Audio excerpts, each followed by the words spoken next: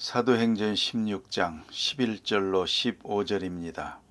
신약성경 215면 사도행전 16장 11절로 15절 다 함께 복록합니다. 우리가 드로아에서 배로 떠나 사모드라게로 직행하여 이튿날 네아폴리로 가고 거기서 빌립보에 이르니 이는 마게도냐 지방의 첫 성이요 또 로마의 식민지라. 이 성에서 수일을 유하다가 안식일에 우리가 기도할 곳이 있을까 하여 문밖 강가에 나가 거기 앉아서 모인 여자들에게 말하는데, 두아디라시에 있는 자색 옷감 장사로서 하나님을 섬기는 루디아라 하는 한 여자가 말을 듣고 있을 때 주께서 그 마음을 열어 바울의 말을 따르게 하신지라. 그와 그 집이 다 세례를 받고 우리에게 청하여 이르되, 만일 나를 주 믿는 자로 알거든 내 집에 들어와 유하라 하고 강권하여 머물게 하니라. 아멘. 자, 이제 마케도니아에 바울의 일행이 도착을 했습니다. 마케도니아는 바로 헬라를 말하는 것이고 또 그리고 구라파를 말하는 것입니다. 소아시아에서 유럽으로 복음이 전파되게 됩니다.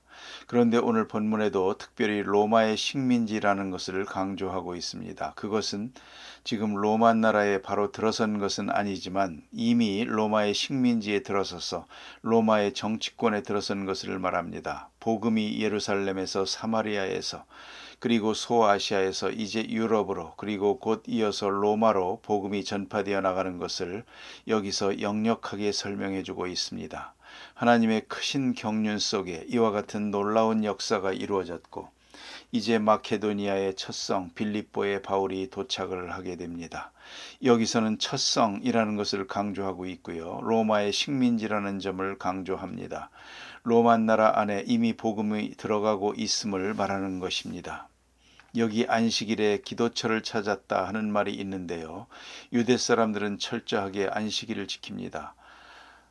몇 년 전에 유대 랍비를 만나보고 참 듣던 거나 책에서 보는 거와 달리 실제적으로 이분들이 정말 안식일을 철저하게 지키는 그런 것을 보고 깊이 감명을 받은 바가 있습니다.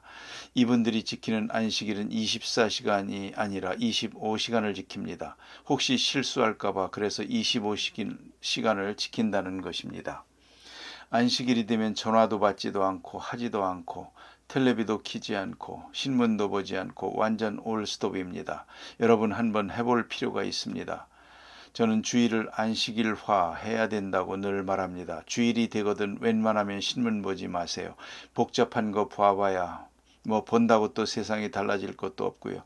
다음 날 보시고 주일날은 신문도 보지 말고 전화도 하지도 말고 전화 받지도 말고 주일날 전화해가지고 내일 만납시다 하면 주일 범한 겁니다. 그럴 것 없습니다. 완전 딱 끊어버리고 그럴 줄 알면 전화 오지도 않습니다. 그렇게 해서 안식일을 깨끗이 지키고 그래서 안식일이 없다면 우리는 살 수 없다고 그러더랍니다. 완전 휴식이니까 우리도 한번 해볼 필요가 있습니다. 그럼 안식일이란 뭐냐? 휴식입니다. 쉰다는 것은 또 뭐냐? 일상으로부터 벗어난다는 것입니다. 일상으로부터 벗어납니다. 일주일 동안 하던 일을 하지 말아야 됩니다. 그러니까 육체노동을 하던 사람은 몸을 쉬는 것이고 컴퓨터에 마주 앉은 사람은 운동을 해야 되는 것이고 일상적인 데서 벗어나야 된다는 것이죠. 그게 안식일의 중요한 의미입니다. 또 교회 나와서 예배드리고 성경을 읽고 또 환자를 방문하고 처음 믿는 사람들과 함께 모여서 친교하고 미국에서 그런 일을 많이 봅니다. 외국 사람들, 낯선 사람들, 유학생들, 해외에서 와 있는 사람들을 자기 집에 초청을 합니다. 얼마나 좋습니까? 여러분에게는 참 좋은 기회가 있습니다. 우리 교회에서 많은 예산을 들여가며 외국인 노동자 교회를 운영하고 있습니다. 주일날 6번 예배를 드립니다. 이건 우리 교회의 자랑스러운 프로그램입니다. 자, 거기에 있는 분들, 각 나라에 와서 여기서 일하는 분들 한 번씩 초청을 해서 여러분 가정에서 같이 하루씩 지내고 예배도 드리고 점심도 같이 하고 하면 참 얼마나 삶의 보람을 느낄 것이고요. 더 좋은 일이 하나 있습니다. 우리가 세운 과학기술대학 연변, 거기 졸업생이 벌써 많이 와 있습니다. 서울에 지금 몇백 명이 와서 공부하고 있습니다. 그 가운데 절반 이상이 우리 교회에 나옵니다. 여러분 연락만 주시면 언제든지 학생을 보내드릴 겁니다. 지금 여기 와서 고생 많이 하면서 공부하고 있습니다. 이 사람들 한번 토요일날 청해가지고 같이 지내고 주일날 가서 예배드리고 점심 같이 먹자. 또 가서 공부하세요. 이렇게 하면 아마 이제야말로 안식일을 지냈다라고 생각하게 될 겁니다. 그렇게 안식일을 보냅니다. 해외에 가서 공부할 때 목사 아닌 척하고 거기 따라갑니다. 여러 번 따라가 봅니다. 참 좋은 프로그램입니다. 거기서 느꼈습니다. 자, 여러분 안식일은 일상적인 데서 떠나서 거룩하게 지킵니다. 또 하나는 이 사람들은 회당에서 지냅니다. 꼭. 집에서 지키는 건 무효요. 장소를 옮겨야 됩니다. 그래서 회당에서 지켜야 되는데 회당이 없습니다. 회당이 없으니까 한적한 강가를 찾아서 산기슭을 찾아서 거기서 예배를 드리는 거죠. 집에서는 아니요. 장소를 옮겨야 되니까. 회당을 중심으로 지내야 하지만 지금 회당이 없으니까 강가로 나갔는데 거기서 루디아를 만나게 되는 겁니다. 바울도 그런 마음으로 나갔고 저들도 그런 마음으로 한적한 곳에 가서 거기서 성경을 읽고 명상하고 찬송하고 기도하고 이렇게 예배를 드리는데 거기 갔다가 특별한 공간에서 만나게 됐다. 아름다운 얘기고요. 자, 그 다음에 루디아라는 사람은 루디아 성의 자주 장사로서 이렇게 말했는데 루디아라는 이름은 아무래도 이름이기보다는 형용사같이 느껴집니다. 그러므로 왜 우리도 그런 말 있지 않습니까? 수원댁, 청주댁 그러지 않습니까?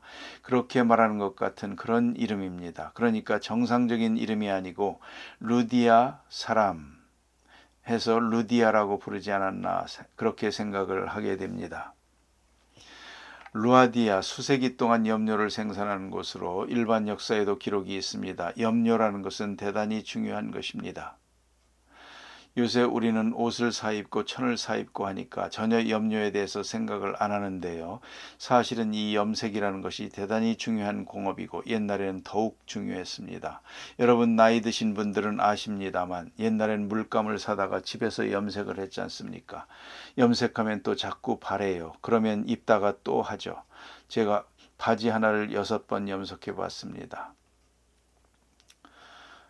군대 있을 때 입고 나왔는데 까맣게 염색을 해가지고 나왔는데 이게 자꾸만 한참 입고 나면 하얘집니다. 또 염색하고 그러면 새 것처럼 괜찮습니다.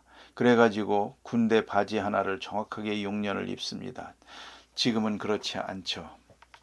원로 목사님 때 그랬다는 얘기입니다. 옛날엔 염료가 좋지 않아서 자꾸 바랬거든요. 그러면 또 하고 또 하고. 그런데 물감이라는 건 참 중요한 기술이죠. 아마 지금도 중요한 기술입니다. 그런데 이 값비싼 염료, 천을 가지고 다니면서 파는 사람, 그게 바로 자주장사입니다. 자주장사인데 아마도 루디아에 염료 공장이 있는 것 같고 아마도 루디아가 필리포에서 대리점을 하지 않았나. 아마 남편이 했던 것 같고 남편이 세상을 떠나서 대신 지금 부인이 혼자서 아이들과 함께 살면서 대리점을 경영했던 것 같다. 그렇게 한번 추리를 해봅니다. 여기 하나님을 공경하는 자라고 말했는데요. 이 또한 평범한 말이 아닙니다. 유대 사람을 보고 이렇게 말하지는 않습니다. 이 말은 이방 사람이 유대 사람으로 개종했을 때 그 사람에게 일반적으로 붙이는 호칭입니다. 하나님을 공경하는 자. 이 말의 뜻대로 보면 이 사람은 헬라 사람이죠. 그런데 아주 지혜가 있어서 유대 종교로 개종을 했습니다. 개종을 해서 유대 사람으로 살면서 그는 안식일을 지키는 사람이요. 그래서 회당이 있는 지방에 가서는 회당에서 예배를 드리고 자기 고향에 돌아왔을 때 여기에 회당이 없기 때문에 강가에 나가서 유대 사람의 풍속을 따라서 예배를 드리고 있었다. 이것까지만 봐도 루디아는 참 훌륭한 사람이요. 거기서 바울을 만나게 됩니다. 그런데 오늘 본문에 나타난 핵심은 뭐냐면 주께서 마음 문을 열어 그랬습니다. 주께서 마음 문을 열어주었다.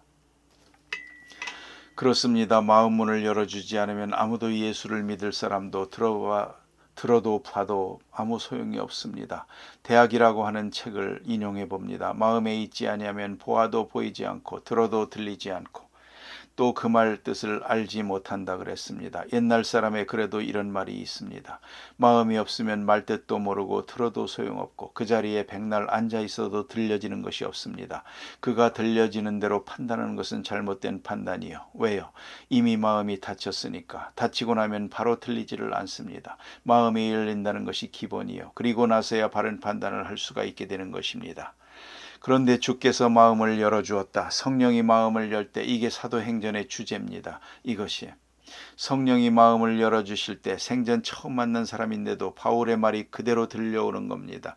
그대로 믿어지는 겁니다. 그대로 수용하게 되고 그날로 당장 예수를 믿게 되고 온 집으로 더불어 세례받고 자기 집을 오픈하우스 했습니다. 집을 열어서 교회를 만듭니다. 이게 바로 빌립보 교회의 시작입니다. 놀라운 얘기가 아닙니까? 이 루디아에 대해서 좀 생각할 필요가 있습니다. 이 사람은 종교적인 여인입니다. 그가 비록 여행을 하면서 유대 사람들의 풍속을 보고 저분들이 사람답게 사는 것이다 해서 빌립보에는 해당이 없는데 다른 지방에 가서 하나님을 믿은 것 같습니다. 그리고 자기 집에 돌아와서 이렇게 신앙생활을 해나갑니다. 상당히 중요한 종교적 성격의 사람이고요. 또 하나 뺄 수 없는 것은 그는 사업을 하는 사람이요. 요새로 말하면 세일즈맨입니다. 판매원이라는 말이죠. 또 사업을 경영하는 그런 사람이었습니다. 이 사업을 경영한다는 것은 선교적으로 대단히 중요한 의미를 가집니다. 방구석에 있는 사람하고는 다릅니다. 많은 사람을 만나고 많은 사람 설득하고 그렇지 않습니까? 그래서 미국의 어떤 신학교는요, 신학대학 졸업하기 전에 한 학기 동안을 시간을 주어서 세일즈맨십 트레이닝을 받게 합니다. 집집마다 돌아다니면서 파는 판매원, 그 훈련소가 있습니다. 훈련을 받고 또 실제로 판매를 합니다. 그걸 해봐야 됩니다. 이걸 하고야 목사가 되는 겁니다. 자, 낯선 집에 들어가서 거기 가서 물건 하나 팔고 나온다는 게 쉽습니까? 아주 중요한 얘기입니다. 어쨌든 사람 만나는 것을 꺼려하는 사람은 전도할 수가 없죠. 이 세일즈맨십이라는 건 중요합니다. 우리나라에도 엔사이클로페디아 브리타니카, 영국 백과사전 판매하는 훈련하는 데가 있습니다.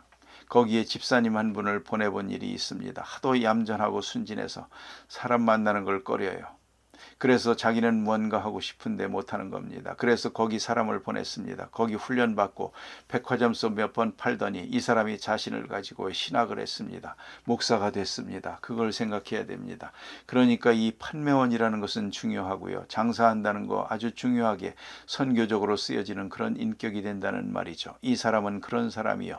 또한 지도력이 있는 사람입니다. 그 집이 다 세례받았다. 이건 사도행전에 2번 나오는 얘기요.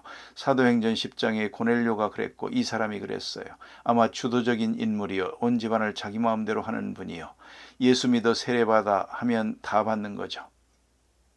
그래서 집단적으로 그리스도인이 되는 것을 볼 수 있고요. 아주 적극적인 여자입니다. 그리고 헌신적이요. 오늘 본문에 난 이게 너무너무 마음에 듭니다. 보세요. 저와 그 집에 다 세례를 받은 후 가로되 만일 나를 주로 믿는 자로 알거든 주를 믿는 자로 알거든 내 집에 들어와 유하라. 왜 이랬겠는가? 짐작컨대 이게 여자 아닙니까? 유대 사람이 여자 혼자 사는데 들어갈 수가 없잖아요. 그래서 사도 바울이 이렇게 전도하고 예수 믿고 세례 주고 다른 집에 가서 숙소를 마련해서 자야겠다. 다른 데로 가려고 하니까 루디아가 나를 여자로 보지 말고 예수 믿는 사람으로 알거든 우리 집에 유하라. 아주 멋진 여자입니다. 아주 주도력이 있습니다. 그 말이 얼마나 재미있습니까? 나를 여자로 보지 마라. 과부로 보지 말라 이겁니다. 나를 예수 믿는 사람으로 알거든 우리 집에 유하라. 그리고 거기다 교회를 세우는 겁니다. 참 훌륭하고 지도력이 있는 그런 여자였다고 생각이 됩니다. 그래서 이 사람을 통해서 빌립보 교회가 세워집니다. 루디아에 대한 이야기는 참으로 중요한 얘기입니다. 그래서 성경에 보면은 가장 기쁘게 또 행복하게 쓰여졌다고 생각하는 것이 빌립보서입니다. 빌립보서 4장 1절 한 절만 봅니다. 듣기만 하십시오. 나의 사랑하고 사모하는 형제들아 나의 기쁨이요 나의 면류관인 나의 사랑하는 자들아 이같이 주 안에 서라. 나의 사랑하고 사모하고 기쁨인 면류관인 사랑하는 자들아 이렇게까지 표현할 수가 있을까?